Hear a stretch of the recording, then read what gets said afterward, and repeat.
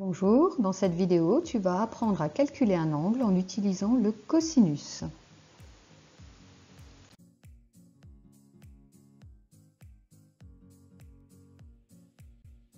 Revoyons tout d'abord un peu de vocabulaire. Dans le triangle ABC, rectangle en A, le côté opposé à l'angle 3 s'appelle l'hypoténuse. C'est aussi le plus long côté du triangle rectangle. Si on considère l'angle ABC, l'un de ses côtés est l'hypoténuse, c'est BC. L'autre côté s'appelle le côté adjacent à l'angle ABC. Dans mon triangle, il reste un troisième côté, ce sera le côté opposé à l'angle ABC. Nous pouvons à présent définir le cosinus d'un angle. Dans un triangle rectangle, le cosinus d'un angle aigu est le quotient de la longueur du côté adjacent sur la longueur de l'hypoténuse. Si nous reprenons l'exemple de notre triangle ABC rectangle en A, le cosinus de l'angle aigu ABC est donc le quotient de AB sur BC. Attention toutefois, on ne calcule pas le cosinus d'un angle droit.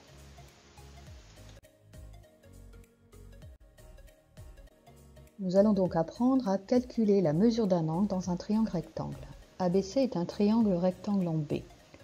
La longueur AB est 4 et la longueur AC est 5. Et on cherche à déterminer la mesure de l'angle BAC. Donc dans le triangle ABC rectangle en B, l'hypoténuse est AC. Le côté adjacent à l'angle BAC est AB.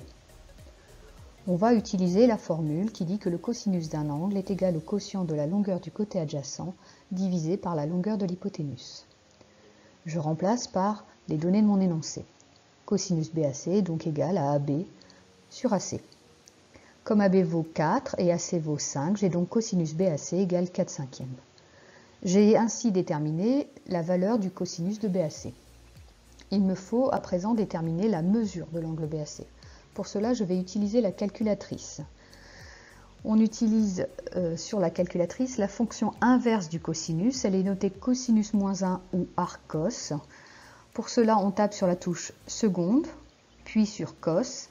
Enfin sur 4/5, on ferme la parenthèse et sur la touche exécute. La calculatrice me donne que l'angle BAC mesure environ 37 degrés.